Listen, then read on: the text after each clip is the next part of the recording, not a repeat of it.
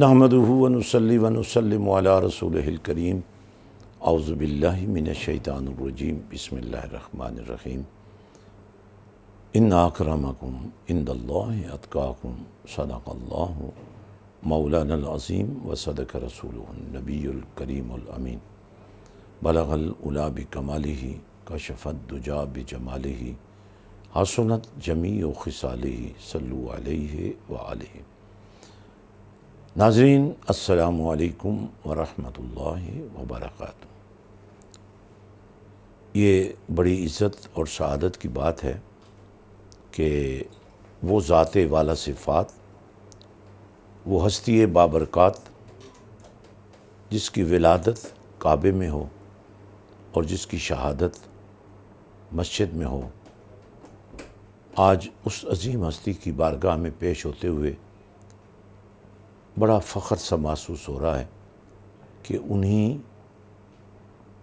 رگوں کا دوڑنے والا خون آج میرے نصیب کو جگا رہا ہے اور میری رگوں میں اس خون کا نور، اس محبت کا عظیم مظہر بن کر جو ولادت علی کے موقع پر یوں محسوس ہوا جب کعبے نے دیواریں کھول دی تھیں علی کی ماں کے لیے، لیکن علی کا وقار دیکھیے، آنکھیں بند ہیں، نہ ماں کو دیکھتے ہیں، نہ باپ کو دیکھتے ہیں، نہ بھائیوں کو دیکھتے ہیں، لیکن جب کملی والا آ جاتا ہے، کملی والا نبی علی کو دیکھتا ہے اور علی آنکھ کھول کر نبی کو دیکھتا ہے اور زبان حال سے کہتا ہے کہ علی پیدا ہی نبی کو دیکھنے کے لیے ہوا ہے۔ اور پھر اگر میں اسی بات کو ایک اور انداز میں آپ کے سامنے رکھوں، جب سورج غروب ہو رہا تھا اور علی کی نگاہیں طواف چہرہ مصطفیٰ کر رہی تھیں، سورج ڈوب گیا، نماز قضا ہو گئی، علی کی آنکھوں میں آنسو آ گئے۔ اللہ کے نبی صلی اللہ علیہ وسلم نے فرمایا ما یبکی کا یا علیو، علی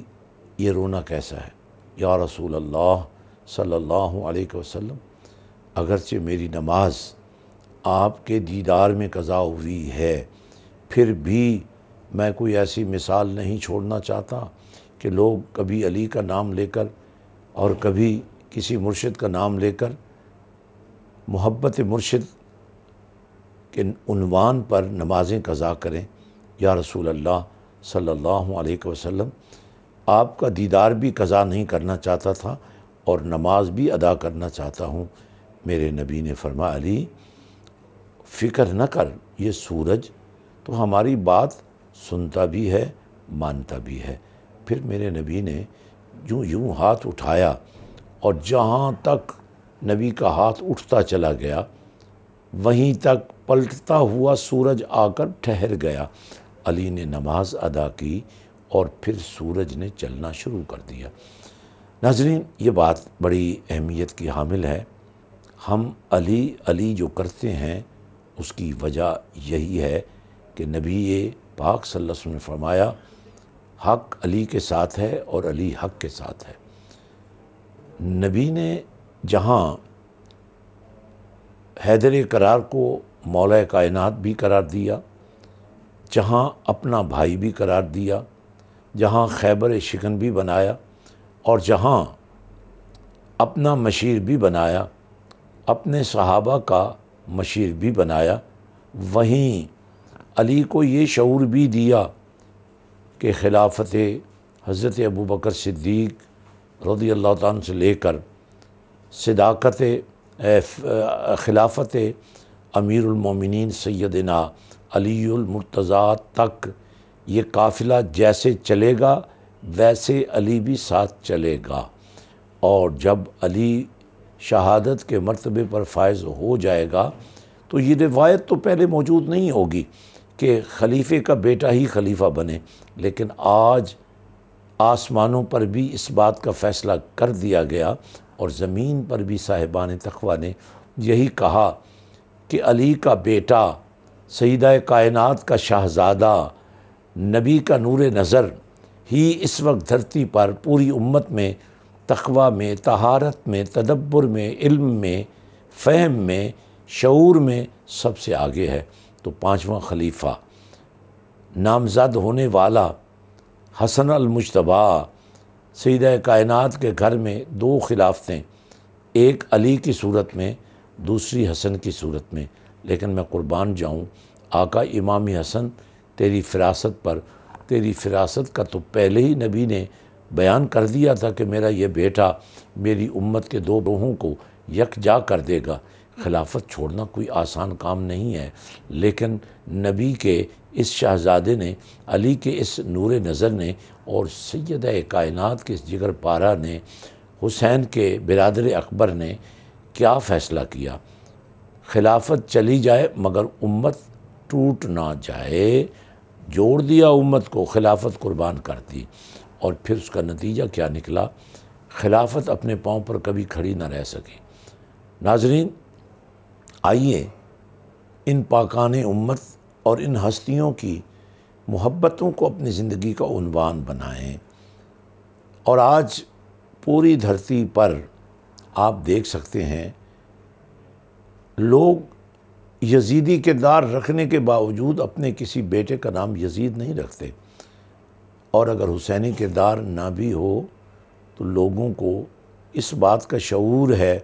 کہ اگر بیٹے کا نام ہو تو یا حسن ہو یا حسین ہو یا علی ہو یا محمد ہو۔ تو اس وقت امت کی دستگیری کے لیے اس امت کو فرقہ واریت سے بچانا ضروری ہے۔ یہی وہ عظیم کارنامہ ہے جو علی نے ابو بکر صدیق، عمر فاروق، عثمان غنی کی خلافت میں ایک استقامت کا پہاڑ بن کر ساتھ ٹھہر کر دنیا کو بتایا کہ نبی والے اور علی والے اپنی ذات کی خوشنودی نہیں چاہتے، اپنے اللہ کی خوشنودی چاہتے ہیں۔ اللہ کی خوشنودی کے لیے فاقے بھی کر سکتے ہیں، بھوکے بھی رہ سکتے ہیں، لوگوں کو پیٹ بھر کے کھانا کھلانے والے خود خشک روٹیوں کو پانی میں بھگو کر کھاتے ہیں۔ ایسی ایک شام تھی جب ایک سائل دروازہ حیدر قرار پہ دستک دے رہا تھا اور کھانا مانگ رہا تھا، اسے کھانا میسر کر دیا گیا، پیٹ بھر کے کھانا کھایا، اور پھر التجا کی کہ اگر ایک اور آدمی کا کھانا بھی مجھے عطا کر دیا جائے۔ پوچھا گیا یہ آدمی کون ہے؟ تو اکیلا ہے؟ کہا وہ جو سامنے ایک شخص بیٹھا خشک روٹیوں سے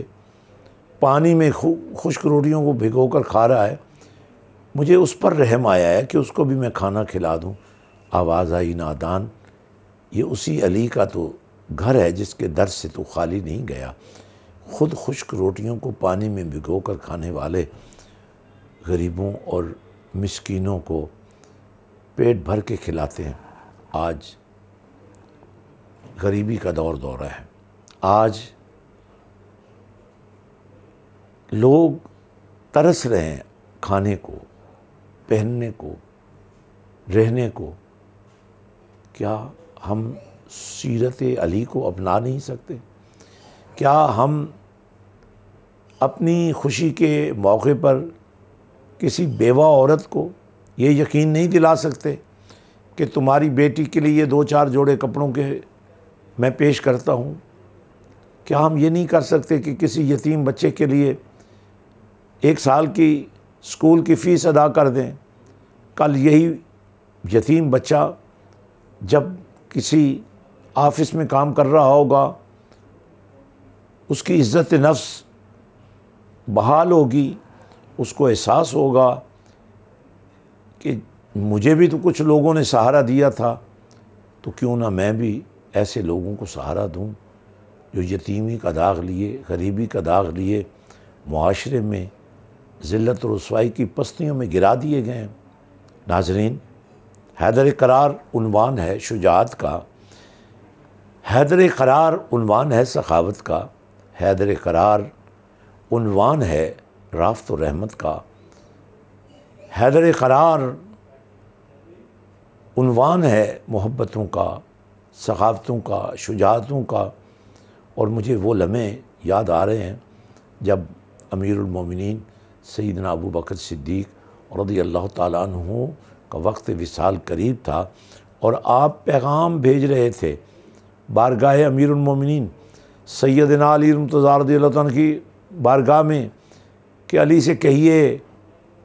مجھے اس سے ملاقات کرنی ہے۔ ملاقات ہوتی ہے، صدیق اکبر کہتے ہیں علی میرے بھائی میں دنیا سے جا رہا ہوں، میری ایک خواہش پوری کر دو، جن ہاتھوں سے نبی کو غسل دیا تھا انہی ہاتھوں سے مجھے غسل دے دو۔ اور ایسا ہی ہوا، حیدر کرار نے انہی ہاتھوں سے، جن ہاتھوں سے انہوں نے نبی کو غسل دیا تھا، حضرت ابوبکر صدیق کو غسل دیتے ہیں۔ اور پھر اس منظر میں بھی علی کی شرکت یقینی ہے۔ جب جنازہ سیدنا ابوبکر صدیق کو اٹھایا گیا اور حجرہ مصطفیٰ کے سامنے لایا گیا اور کہا گیا یا رسول اللہ صلی اللہ علیہ وسلم یار غار حاضر ہے، بند دروازہ کھل گیا، آواز آئی یوصل الحبیب الی الحبیب، اور جنتی کو جنت میں داخل کر دو، یار غار کو یار مزار بنا دو۔ ناظرین، یہ وہ ہستیاں ہیں، یہ وہ نفوس قدسیہ ہیں، یہ وہ نادر الوجود ذوات قدسیہ ہیں جنہیں ازل ہی سے اللہ نے اپنی محبت کے لیے چن لیا تھا، جن کے لیے اللہ نے اپنی محبت کے پیمانے بلند کر دیے تھے، جنہیں اپنا کہہ کر مولا نے ساری کائنات کو بتا دیا جو نبی والے ہیں وہی اللہ والے ہیں۔ آج امت کی دستگیری کے لیے حیدر کرار کے نوکروں کو میدان عمل میں اتارنے کی ضرورت ہے، حسینی مشن کو نئے سرے سے استوار کرنے کی ضرورت ہے۔ اتنی عظمت ان مبارک ہستیوں کے ناموں میں، اتنی عظمت ان مبارک ہستیوں کے قدموں میں، اور ان کے قدموں کے ساتھ لگنے والی مٹی میں کیا خوب علامہ اقبال نے یہ پیغام محبت دیا، خیرہ نہ کر سکا مجھے جلوہ دانش فرنگ، سرما ہے میری آنکھ کا خاک مدینہ و نجف۔ مدینہ و نجف بظاہر جغرافیائی طور پر بہت دور ہیں، لیکن وہی مٹی جو مدینے میں نبی کے قدموں سے لپٹی، اور وہی مٹی جو علی کے قدموں سے نجف میں لپٹی، وہ معتبر ہے، اس میں شفا ہے، اس میں عظمت ہے، اس میں کامیابی ہے، اس میں نجات ہے۔ ناظرین، آئیے حیدر کرار کی تعلیمات کو اپنے سامنے رکھیں، آپ کے خطبات کو سنیں، آپ کی محبتوں کو آزمائیں، آپ کی شفقتوں سے سیکھیں۔ آپ کے دیوے موتی سنبھال کر رکھنے والے نہیں ہیں، سنبھال کر رکھنے کے ساتھ ساتھ امت میں لٹانے کی بھی ضرورت ہے۔ آج حکمت کی بات کرنا ہی مشکل ہو گیا ہے، آج عظمت کی بات سیکھنا ہی مشکل ہو گیا ہے، آج کرامت کی بات کرنا ہی مشکل ہو گیا ہے۔ لیکن کبھی علی کے بن کر دیکھو تو صحیح، کبھی علی ولی والے کہلا کے دیکھو تو صحیح، کبھی علی کے عاشق بن کر دیکھو تو صحیح، کبھی علی کے پیار میں ڈوب کر دیکھو تو صحیح، تمہارے اندر سے بھی یا نبی کی صدائیں آنے لگ جائیں گی، تمہارے اندر سے اللہ کی الوہیت کا نور ظاہر ہونا شروع ہو جائے گا، تمہارے اندر سے قرآن کا نور محبتوں کا ترجمان بن کر لوگوں کے دلوں کو مسخر کرنے کے لیے تیار ہو جائے گا۔ ناظرین، آئیے ہم اس عظیم ہستی کو اپنا رہبر و رہنما مانتے ہوئے، اپنا مقتدا اور پیشوا مانتے ہوئے اپنے آپ کو ان کے حوالے کر دیں، اور اسی بات سے سبق سیکھ لیں کہ مقام صاحبہ پر حیدر کرار کی نماز جب قضا ہوئی تو اس قضا کو ادا بنانے کے لیے نبی نے سورج کو واپس بلا لیا تھا، لیکن علی کی آنکھیں جو برستے ہوئے یہ بتا رہی تھیں کہ نماز قضا نہ ہونے دینا۔ آج جو علی والے ہیں ان کے ماتھے پر بندگی کا نشان نہ ہوگا تو حیرت ہوگی۔ اللہ تعالی ہمیں علی والا دنیا میں بھی اور آخرت میں بھی عطا فرما دے۔